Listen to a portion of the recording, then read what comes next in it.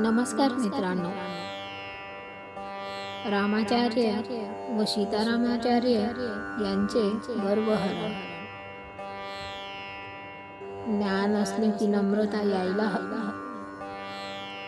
पण कधी कधी ज्ञानाबरोबर गर्वही वाढतो आणि तेव्हा सद्गुरू स्वतः पुढे येतात. गर्व वितळायला, पण मन तोडायला नाही, तर उंच करायला. आज आपण अशीच एक सुंदर लीला ऐकणार आहोत,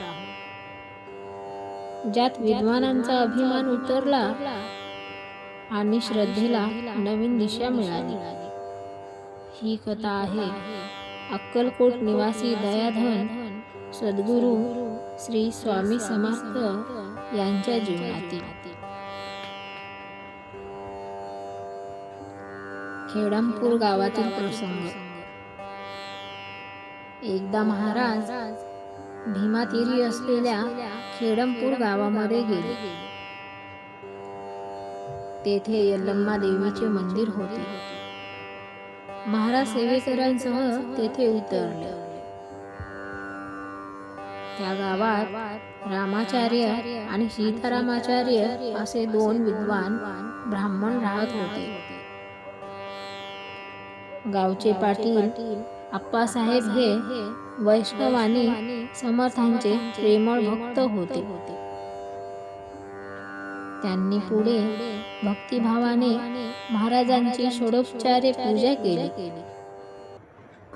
आणि कुटुंबातील सर्वांना चरण तीर्थ दिले. हे पाहून काही विद्वानांच्या मनात खटकलं. रामाचार्य रागाने म्हणाले, हे यती कोणत्या जातीचे? कुठल्याही ठिकाणी अन्न घेतात आणि आपण त्यांचे चरण तीर्थ घेतो, हे योग्य नाही. त्यांच्या बोलण्यामुळे काही मंडळी विचलित झाली. सीतारामाचार्यांनी सुचवलेली परीक्षा. सीतारामाचार्य मात्र थोडे शांत होते. ते म्हणाले,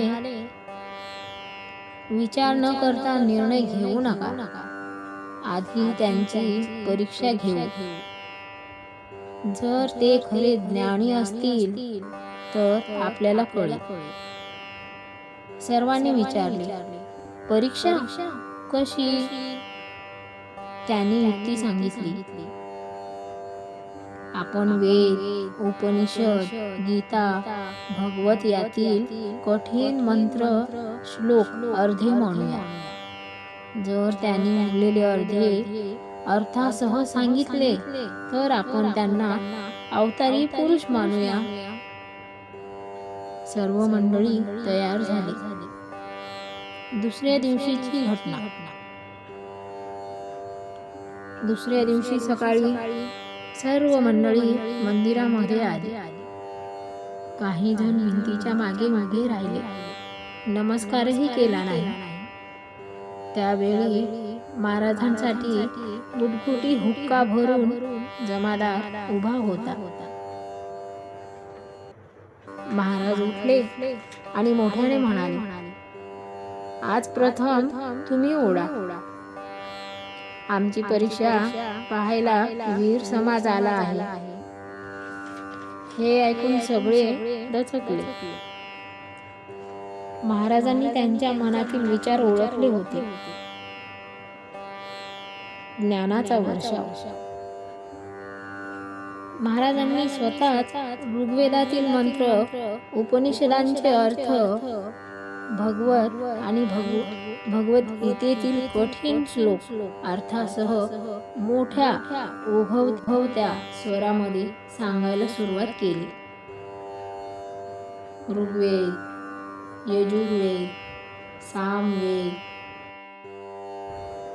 अथर्ववेद सर्वांचे मंत्र सहजपणे त्यांच्या मुखातून निघत होते. हे दृश्य पाहून सर्व विद्वान थक्क झाले. रामाचार्यांचा गर्व पूर्णपणे उतरला. नम्रतेचा जन्म. सर्व मंडळी पुढे आली, साष्टांग नमस्कार घातला. महाराज, आम्हाला क्षमा करा, आपण पूर्ण ईश्वर अवतार आहात. त्यांनी संस्कृतमध्ये स्तुती केली. चरणी तीर्थ घेतले, प्रसाद स्वीकारला. ज्यांनी निंदा केली तेच आता भक्तिभावाने नतमस्तक झाले. कथेचा अर्थ. ही कथा आपल्याला काय शिकवते? ज्ञान असले तरी नम्रता नसेल तर ते अपूर्ण आहे. सद्गुरू कधी रागाने नाही तर कृपेने अहंकार दूर करतात. आई जशी मुलाचे अपराध माफ करते तशी सद्गुरू माऊली भक्तांचे अज्ञान माफ करते.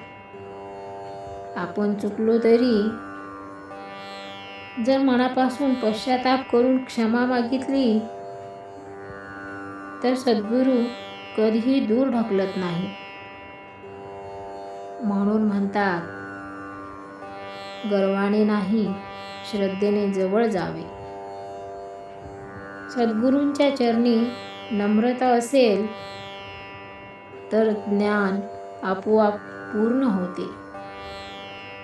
जय जय रघुवीर समर्थ. गर्व कितीही मोठा असो, स्वामींच्या कृपेच्या प्रकाशात तो विरघळतो. स्वामी समर्थ कधीच आपल्या भक्तांना एकटे सोडत नाही.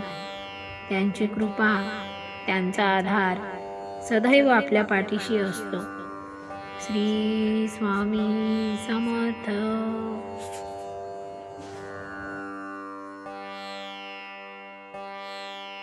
तुम्हालाही स्वामी समर्थांची कथा आवडली असेल तर कमेंट्समध्ये श्री स्वामी समर्थ लिहायला विसरू नका.